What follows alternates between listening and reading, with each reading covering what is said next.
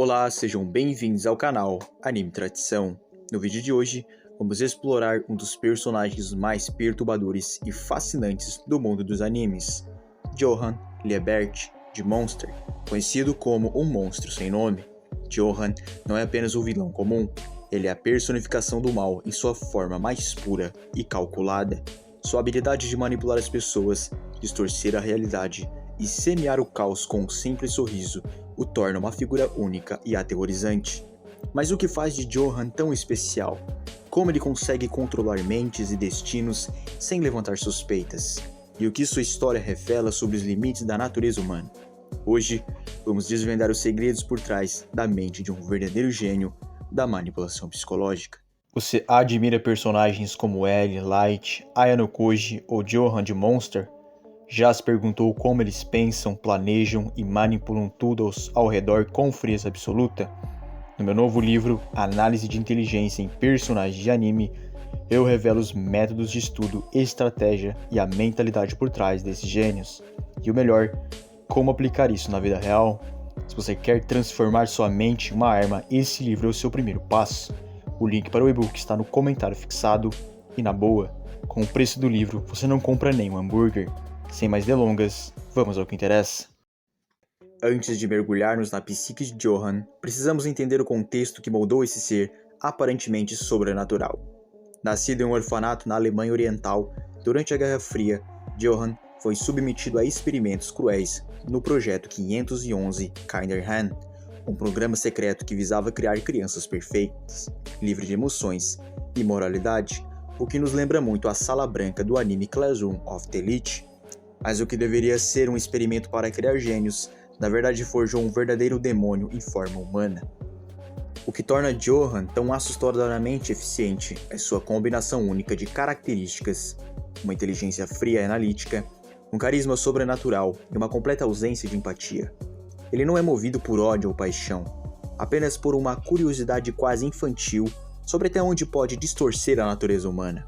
Em suas próprias palavras, não há nada de errado com este mundo. O que há de errado é você. Ao longo da série, vemos Johann executando manipulações tão perfeitas que chegam a ser artísticas, desde convencer um serial killer a cometer extermínio próprio, até destruir famílias inteiras com meras palavras. Suas técnicas seguem um padrão perturbadoramente eficiente, e o mais aterrorizante, muitas dessas táticas têm base em psicologia real. Nos próximos minutos, vamos analisar 3 casos emblemáticos onde Johann demonstra seu domínio absoluto sobre a mente humana, seu jogo psicológico com o Detetive Lounge, a destruição da família Schwald e seu experimento social com a cidade de Hohenheim. Em cada um desses casos, veremos como o manipulador perfeito opera e o que isso nos diz sobre nós mesmos. Mas atenção! O que você está prestes a ver pode mudar permanentemente como você enxerga as pessoas ao seu redor, porque Johann não é apenas um personagem de ficção, ele representa o potencial sombrio que existe em toda a sociedade, e talvez, em algum nível, dentro de cada um de nós. E para entender verdadeiramente a magnitude da manipulação de Johann, precisamos analisar seu primeiro grande ato na série, a destruição do Dr. Reichwein e sua clínica psiquiátrica. Aqui vemos o padrão característico de Johann. Ele não ataca diretamente, mas planta sementes de discórdia que fazem as vítimas destruírem a si mesmas. Como um enxadrista que joga partidas simultâneas, Johann manipula pacientes vulneráveis, funcionários e até o próprio doutor, transformando o local que deveria ser de cura em um campo de batalha psicológica. O caso mais emblemático desse arco é o do paciente conhecido como o homem que falava com bebês. Johann não precisou levantar um dedo contra ele, apenas explorou habilmente suas inseguranças e traumas, levando a um completo colapso mental. Isso nos mostra um princípio fundamental da manipulação. As pessoas mais fáceis de controlar são aquelas que já estão em conflito consigo mesmas. Mas o verdadeiro teste do poder de Johann vem com sua interação com o protagonista, Dr. Tenma. Aqui temos um confronto fascinante. De um lado, o neurocirurgião brilhante que representa a razão e a moralidade. Do outro, Johann, a encarnação do caos moral. O que torna esse duelo tão eletrizante é que Johann não tenta destruir Tenma, ele tenta corrompê-lo, provar que até o homem mais virtuoso pode ser levado ao extremo. Isso nos leva ao cerne da filosofia de Johann, sua crença de que todos os seres humanos são fundamentalmente iguais, que a moralidade é apenas uma fachada frágil que pode ser derrubada com as circunstâncias certas. Sua grande pergunta, quem é o verdadeiro monstro, ecoa por toda a narrativa, desafiando não apenas tema, mas nós, espectadores. Nos próximos minutos, vamos dissecar as técnicas específicas que Johann utiliza, desde a leitura fria e o espelhamento comportamental até métodos mais complexos, como a dissonância cognitiva induzida e a pirâmide de destruição social. Veremos como cada interação, cada palavra, cada silêncio calculado serve a um propósito maior em seu jogo psicológico. Mas preparem-se, esta análise vai além de simplesmente entender um personagem fictício. Ao estudar Johann, estamos na verdade olhando para um espelho distorcido da natureza humana, um lembrete perturbador do que pode acontecer quando inteligência, carisma e completa ausência de empatia se unem em uma única pessoa.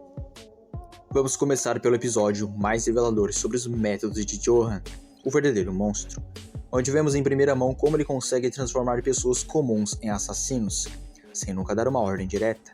Prestem atenção nos detalhes, a escolha das palavras, o tempo perfeito, a exploração de vulnerabilidades específicas.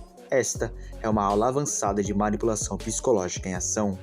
E agora vamos desmontar peça por peça a engrenagem perfeita da manipulação de Johann. Sua primeira e mais poderosa arma? A leitura fria aplicada. Observe como em uma conversa com o serial killer Richard Brown, Johann não faz acusações diretas. Ele simplesmente reflete os pensamentos mais obscuros de Richard de volta para ele, como um espelho distorcido. Você realmente acha que pode escapar de si mesmo? Ele pergunta, plantando a semente da autodestruição. Essa técnica tem base em psicologia real. É o que os especialistas chamam de manipulação por projeção, onde o agressor atribui seus próprios traços ou desejos à vítima. Seu segundo princípio, ainda mais perturbador, a aniquilação por omissão. Johann raramente dá ordens diretas. Em vez disso, ele cria cenários onde suas vítimas escolhem cometer atrocidades. Vejam o caso dos Irving Junkers. Johann não os obriga a nada, apenas os coloca em situações onde a violência parece a única saída. Isso revela um entendimento profundo do efeito Lucifer, um fenômeno psicológico que explica como pessoas comuns podem cometer atos monstruosos sob circunstâncias específicas. Mas a técnica mais brilhante e aterroradora de Johann é o que chamaremos de contaminação emocional em cascata. Ele não manipula indivíduos isolados, ele infecta grupos inteiros, fazendo com que as vítimas se tornem vetores de destruição uma para as outras.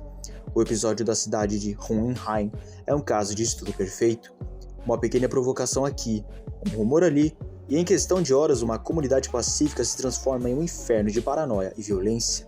Isso ecoa os experimentos reais de psicologia de massa de Gustave Le Bon, mostrando como multidões podem perder a racionalidade individual. Aqui está o insight mais perturbador. Johann não cria nada novo, ele apenas remove as inibições que mantêm a bárbare sob controle, como um virologista social. Ele isola o pior da natureza humana e o cultiva em laboratório.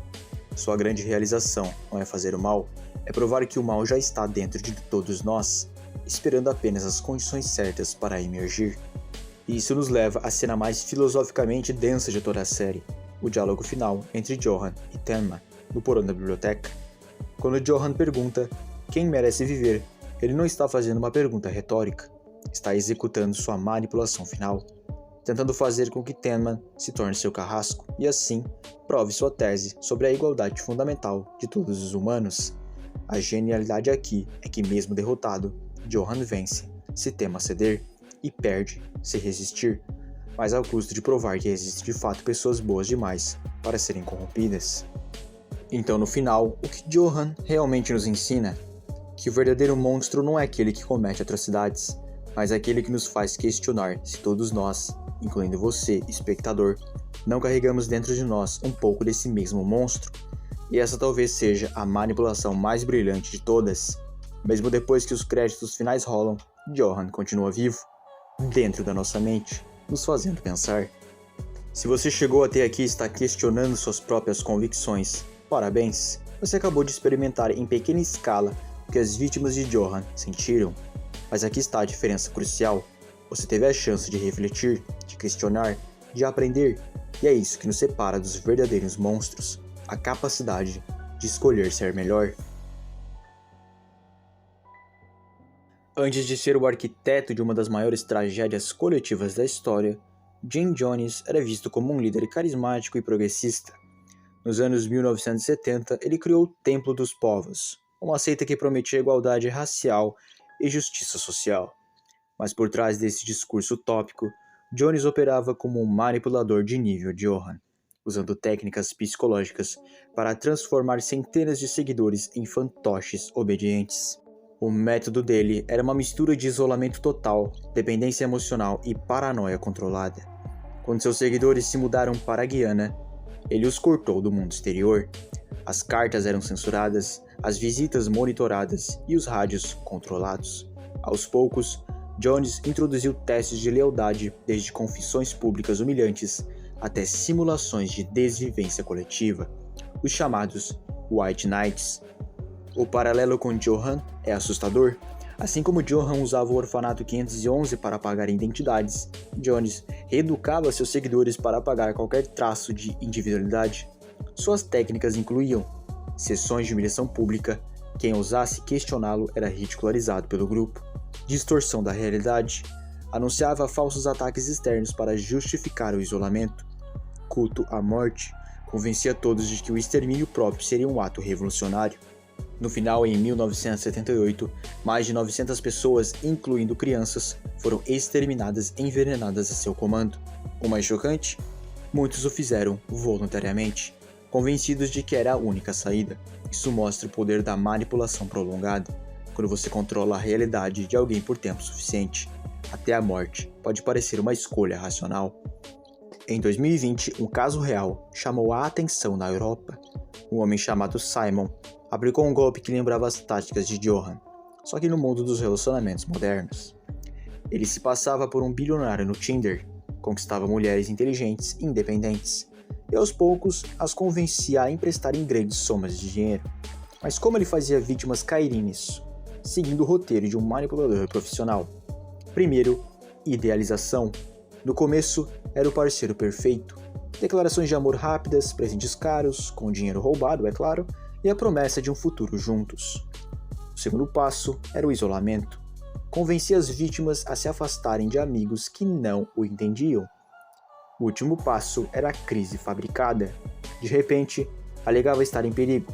Assassinos o perseguiam e só o dinheiro dela poderia salvá-lo. O resultado?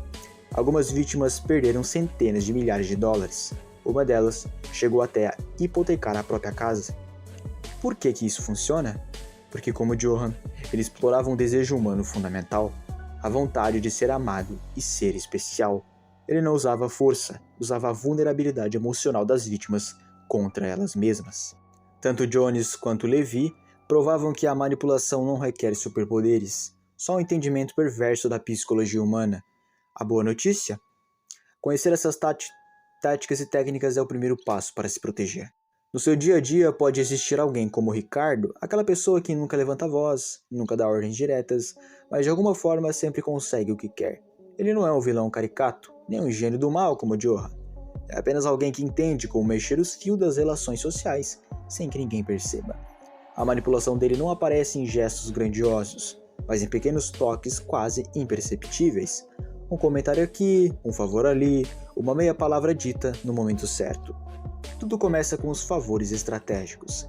Ricardo não ajuda todo mundo, só aqueles que podem ser úteis depois. Quando ele se oferece para colaborar em um projeto importante, parece generoso, mas semanas depois, quando precisa de algo em troca, lembra gentilmente. Lembra quando eu cobri você naquela apresentação? Agora estou precisando de um apoio. A mensagem é clara, dívidas precisam ser pagas. Se você recusar, não é apenas um não, é uma quebra de confiança, uma ingratidão. Depois, vem o controle das narrativas. Ricardo nunca ataca ninguém de frente. Em vez disso, ele planta dúvidas com frases aparentemente inocentes. Fulano até que fez um bom trabalho, mas será que ele consegue lidar com prazos mais apertados? Ninguém pode acusá-lo de difamação, afinal, ele só questionou, mas o estrago já está feito. Agora, toda vez que fulano for mencionado, essa pequena sombra estará lá, E o pior, como o comentário foi feito em tom de preocupação, parece até que Ricardo está sendo um bom colega. Por fim, há o desencorajamento sutil. Quando alguém reclama de uma decisão injusta, Ricardo não discute. Só dá um sorriso e diz algo como: É a empresa, é assim mesmo. Melhor não criar conflito. parece conselho, mas na verdade é um jeito de manter tudo como está. Se ninguém reage, nada muda. E ele continua lucrando com a situação. E como se defender disso? O segredo não é virar um paranoico, mas desenvolver consciência situacional. Perceba quando um favor vem com ataque. Observe quando um elogio carrega uma pitada de veneno. E principalmente, não deixe que pequenas manipulações definam suas escolhas, porque no fim das contas, o maior poder contra um manipulador é justamente a capacidade de enxergar o jogo e decidir não jogar. Esse é o tipo de manipulação que não aparece em manchetes, mas que define carreiras, amizades e ambientes. E diferente de Johan, não é sobre maldade pura, é sobre pessoas comuns usando técnicas sutis para ganhar vantagem. O que faz disso ser tão interessante é que uma vez que você aprende a reconhecer os padrões, nunca mais olha para as relações do mesmo jeito.